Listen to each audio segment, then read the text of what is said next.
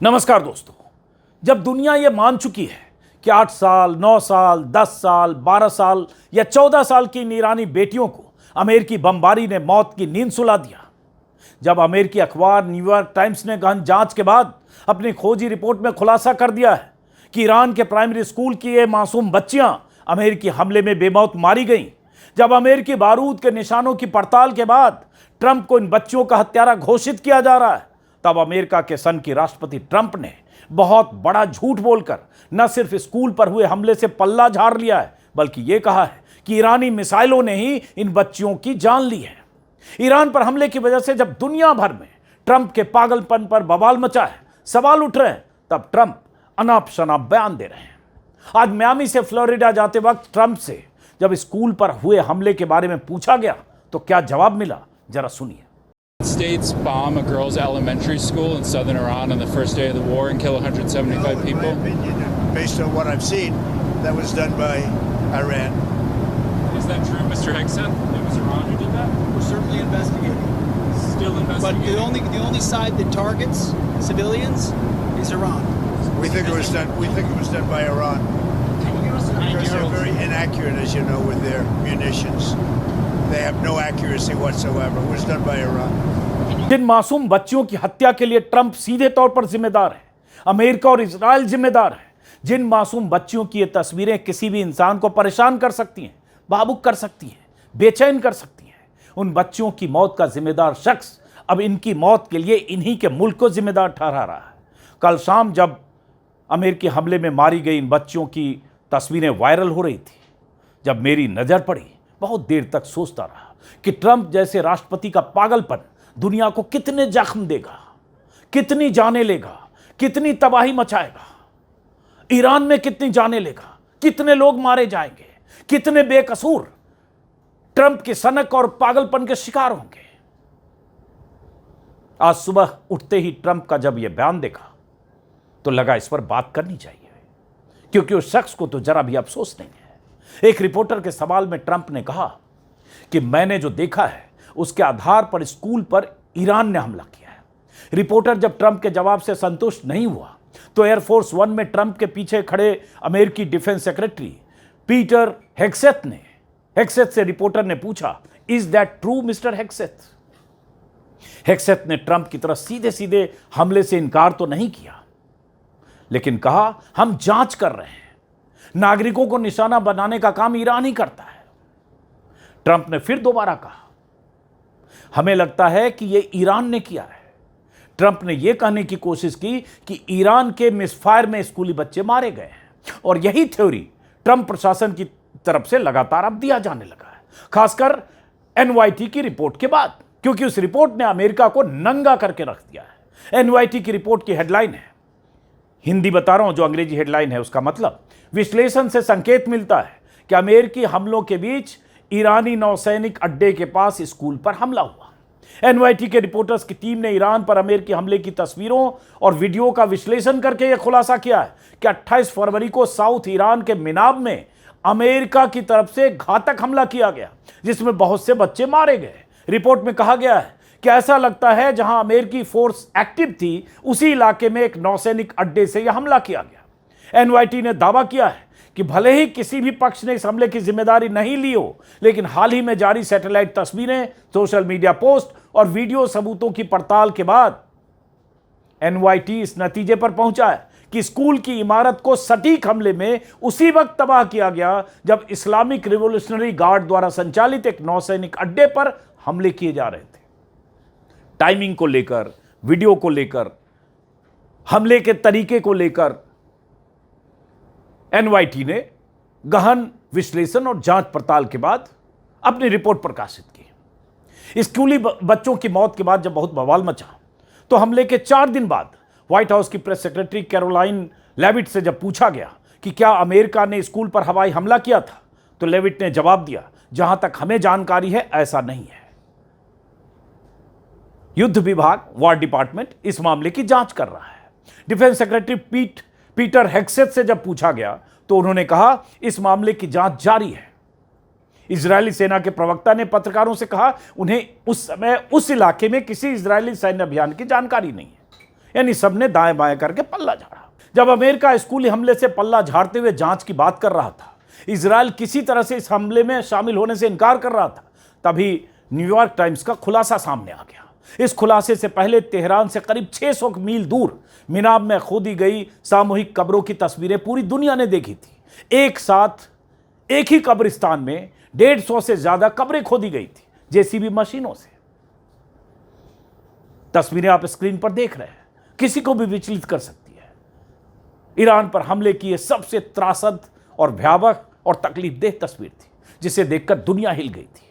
America के मित्र देशों ने भी इस तस्वीर को देखकर ईरान पर हमले के लिए ट्रंप के मंसूबों की मुखालफत की थी। अमेरिकी हमले के बाद खंडहर में तब्दील हुए इस स्कूल के वीडियो आज भी वायरल हो रहे हैं। हजारों लोग इन बच्चियों के नमाज जनाजे में शामिल हुए थे। सोशल मीडिया पर दुनिया भर के लोग ट्रंप को वार क्रिमिनल घोषित करते रहे। स्कूल पर हमले के ठीक 8 दिन बाद अब ट्रंप इस हमले से पूरी तरह से पल्ला झाड़ रहे हैं। अमेरिका यह साबित करना चाहता है कि ईरान की तरफ से दागी गई मिसाइलों के मिसफायर से ही स्कूल तबाह हुआ है और इतने बच्चों की मौतें हुई। अमेरिकी ह्यूमन राइट वॉच का मानना है कि यह हमला पूरी तरह से अनलॉफुल था, क्योंकि स्कूल एक सिविलियन ऑब्जेक्ट है और इसे जानबूझकर या बिना सावधानी के टारगेट किया गया। सैटेलाइट इमेजरी, वीडियो और अन्य सबूतों से पता चलता है कि यह हाईली एक्यूरेट गाइडेड म्यूनिशन से हुआ, न कि कोई गलती या रैंडम स्ट्राइक की वजह से। ह्यूमन राइट वॉच ने कहा है कि तुरंत पूरी जांच होनी चाहिए कि क्या हमलावरों को पता था कि वहां स्कूल है और वहां बच्चे होंगे, और अगर जांच हुई, युद्ध अपराध साबित हुआ, तो जिम्मेदारों पर मुकदमा चलना चाहिए। लेकिन सवाल यह कि जांच करेगा कौन, मुकदमा चलाएगा कौन? उस डॉन, उस दादा, उस सुपर पावर, उस सनकी, उस पागलपन के शिकार ट्रंप के खिलाफ? जब ट्रंप के सामने यूएन जैसी संस्था की कोई औकात नहीं रह गई, यूएन चार्टर और अंतर्राष्ट्रीय नियमों की धज्जियां उड़ाकर एक सनकी राष्ट्रपति ईरान पर युद्ध थोपकर हर रोज जब नई धमकियां दे रहा है, बड़े हमले और ज्यादा तबाही और ज्यादा मौतें, सर्टेन डेथ, इस तरह के बयान दे रहा है, तो फिर कौन जांच करेगा? ट्रंप ने कल भी धमकी दी थी। ट्वीट पर, एक्स पर और सोशल मीडिया पोस्ट पर ट्रंप के बयान जो आए थे कल शाम, जिसमें कहा गया था कि ईरान पर आज रात बहुत बड़ा हमला होने वाला है। ट्रंप ने कहा था आज ईरान पर बहुत जोरदार हमला किया जाएगा। ईरान के पूर्ण विनाश और निश्चित तौर पर गंभीर विचार किया जा रहा है, और यह हमला उन्होंने कहा था यह हमला उन इलाकों और उन लोगों के समूहों को भी टारगेट करने के लिए किया गया है जिनके बारे में पहले विचार नहीं किया गया था। और एक तरह से बहुत बड़ी चेतावनी, धमकी कहें, और विनाश का ऐलान ट्रंप ने किया था कल सोशल मीडिया पोस्ट में। उसके बाद से लगा पता नहीं रात में क्या होगा। तबाही की तस्वीरें फिर रात में आने लगी। हालांकि ईरान की तरफ से भी जवाबी हमले हुए हैं, मिसाइल दागी गई है, ड्रोन हमले हुए, लेकिन ईरान में तेहरान से और कुछ इलाकों से इजरायली अमेरिकी हमले की तस्वीरें आई। यह भी आया कि ईरान के तेल भंडार को तबाह किया गया, फ्यूल टैंकों को और तेल डिपो को निशाना बनाया गया। स्क्रीन पर जो तस्वीरें देख रहे हैं, भयंकर आग तेल भंडार में लगा। ईरान पर जब देर रात को हमला किया गया अमेरिका इजराइल की तरफ से, और ईरान के 30 फ्यूल टैंकों को और कई डिपो को निशाना बनाया गया। तस्वीरें आप देख रहे हैं जो सुबह से लगातार वायरल है। और ये सब करके ट्रंप चाहते हैं कि ईरान सरेंडर कर दे, झुक जाए। उनके हमले के डर से, उनकी ताकत के डर से, उनकी एयरफोर्स के डर से, उनके बम वर्षक विमानों के डर से, क्योंकि अमेरिका के पास हथियारों की कमी नहीं, विमानों की कमी नहीं, युद्धपोत की कमी नहीं और विनाशक हथियारों की कमी नहीं। जितने हथियार अमेरिका के पास है उतने दुनिया में किसी देश के पास नहीं, हो सकता चीन के पास हो। लेकिन ईरान झुकने को तैयार नहीं है। रात के उस हमले के बाद भी ईरान की तरफ से कहा गया हम जवाबी कार्रवाई करेंगे, हम अपने लीडर की हत्या का बदला लेंगे, मतलब खामेनेई की हत्या का। और ट्रंप जिस पागलपन के साथ ईरान को निशाना बनाने या विनाशक हथियारों से ईरान को तबाह करने की तैयारी कर रहे हैं, या इशारों में या प्रत्यक्ष परोक्ष तौर पर जैसे बयान दे रहे हैं, उसके बाद बहुत सारे लोग एक्स पर, सोशल मीडिया पर ट्रंप के पागलपन पर बहुत कुछ लिख रहे हैं। कुछ चुनिंदा पोस्ट मैं आपको सुनाना चाहता हूं। उससे पहले एक अपडेट कि अब तक जो जानकारी है उसके मुताबिक ईरान में 6,700 के आसपास, 6,500 सिविल इलाकों को निशाना बनाया गया, 5,500 घरों को निशाना बनाया गया, 14 मेडिकल सेंटर्स और 65 स्कूलों को निशाना बनाया गया। और अब तक इस जंग में लगभग 1,500 लोगों की मौत हो गई है। जाहिर है ज़्यादा मौतें ईरान में हुई हैं, लेकिन ईरान की तरफ से जो जवाबी कार्रवाई की गई है उससे भी मिडिल ईस्ट मतलब खाड़ी देशों में हड़कंप मचा है। जो अमेरिकी बेस हैं जहां खाड़ी देशों में, वहां ईरान ने जवाबी कार्रवाई की, मिसाइल और ड्रोन से हमले किए। उस पर लगातार हम लोग बात कर रहे हैं। अब उस ट्वीट की बात, उन ट्वीट्स की बात, पोस्ट की बात जो ट्रंप के कल ऐलान के बाद कि आज रात ईरान पर बहुत बड़ा हमला होगा, और भी बहुत कुछ उन्होंने लिखा था, स्क्रीन पर आप देख रहे हैं। उसके बाद जो कुछ लिखा गया है बहुत सारे लोगों की तरफ से, मैं सुनाना चाहता हूं। जैसे ये रूहान कोन्नोली हैं, ऑस्ट्रेलियाई जर्नलिस्ट हैं, कमेंटेटर हैं। इन्होंने लिखा, अगर हम इस पागलपन भरे दौर से बच गए तो आने वाले सालों में दुनिया पीछे मुड़कर यही पूछेगी कि आखिर कैसे पूरी दुनिया ने एक सिरफिरे आदमी को हम सबको मौत के मुंह में धकेलने दिया और कोई उसे रोकने को आगे नहीं आया। यही कहा जा रहा है कि ट्रंप को रोकेगा कौन? ट्रंप की सनक को कंट्रोल कौन करेगा? या सन की राष्ट्रपति अगर हो जाए तो उसे कौन समझाएगा? एक रिक विल्सन हैं जो अमेरिकी राजनीतिक रणनीतिकार हैं, कमेंटेटर हैं, राइटर हैं, मीडिया एडवाइजर हैं, फ्लोरिडा के रहने वाले हैं। उन्होंने लिखा कि बस साफ साफ कहें तो राष्ट्रपति पागलपन के कगार पर हैं।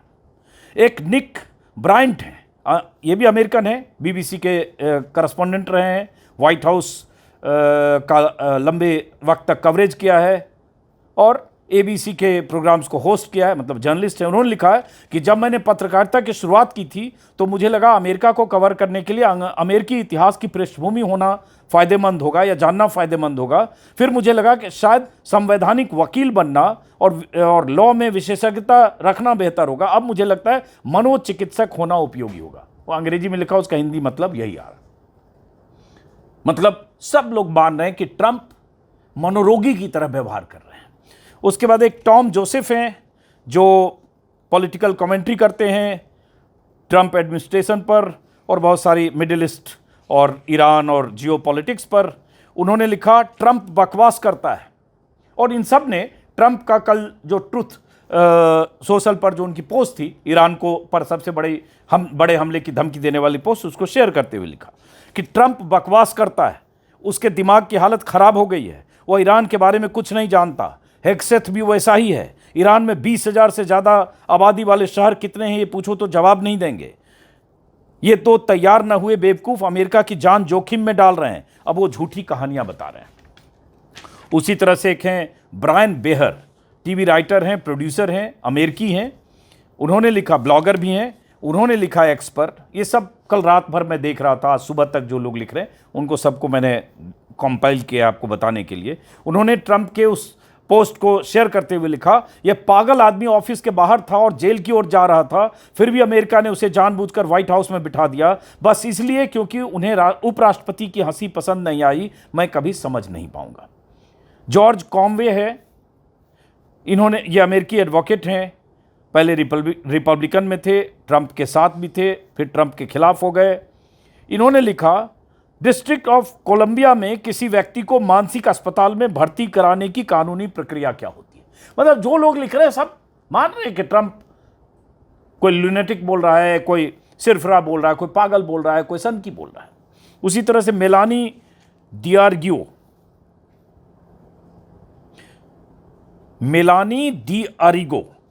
न्यूयॉर्क में हेल्थ कैंपेन की एग्जीक्यूटिव डायरेक्टर हैं। उन्होंने लिखा, अमेरिकन है, उन्होंने लिखा, यह ट्रंप के चमचों का वो अंदाज है जो उसे बस वही सुनाते हैं जो सुनना चाहता है, ठीक 5 साल के बच्चे से बात करने भर की मासूमियत से, ताकि उछल कूद कर फोन उठाए और सोशल मीडिया पर चिल्ला दे। ऐसे बहुत सारे लोग लिख रहे हैं लगातार, सैकड़ों नहीं हजारों। और ये भी हुआ कि ट्रंप ने आधी रात को, अगर भारतीय समय के हिसाब से देखें, एक सोशल मीडिया पोस्ट किया जिसमें उन्होंने एक तरह से ब्रिटेन का माखौल उड़ाया। और क्योंकि ब्रिटेन या फ्रांस या और बाकी देश जो मित्र देश माने जाते हैं अमेरिका के, वो भी ट्रंप के रवैये को लेकर नाखुश है और मानना है कि जिस तरह से ट्रंप एक तरफा युद्ध थोप रहे हैं ईरान पर, अंतर्राष्ट्रीय कानूनों की, यूएन चार्टर की धज्जियां उड़ाकर, और एक देश की संप्रभुता पर जिस तरह से अटैक कर रहे हैं, वो कई देश इनसे सहमत नहीं है।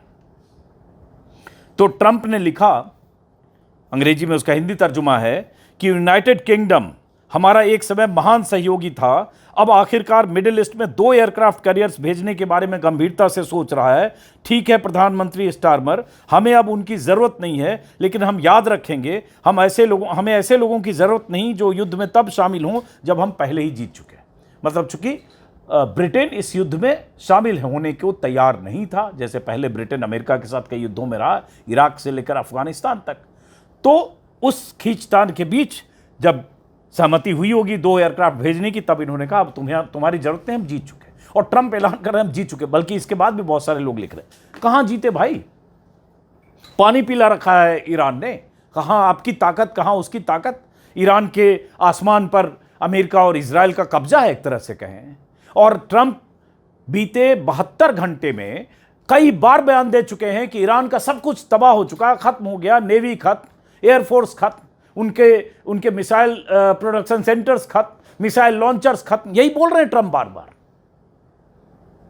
और इतना कुछ होने के बाद भी अगर ईरान सीना तान कर खड़ा है और कह रहा है कि हम सरेंडर नहीं करेंगे, हम लड़ेंगे आखिर तक, आखिरी गोली तक, तो अमेरिका की यही चिंता है कि ये लड़ाई अगर लंबी खिंच गई, अगर ईरान इसी तरह से अपने मिसाइलों और ड्रोन के दम पर खाड़ी देशों में जो अमेरिकी मिलिट्री बेस हैं उसको टारगेट करता रहा, इसी तरह से अमेरिकी रडार एयर डिफेंस को भेजता रहा, इसी तरह से इजराइल में अगर ईरानी मिसाइल और ड्रोन गिरते रहे, तो फिर क्या होगा, क्या अंजाम होगा। इस पर बहुत सारी बातें पिछले 4 दिनों से चल रही है कि कितना खर्चा हो रहा है हर रोज़, और कैसे सस्ते ड्रोन से, सस्ती मिसाइलों से अमेरिका को एक तरह से बहुत नुकसान पहुंचा रहा है ईरान।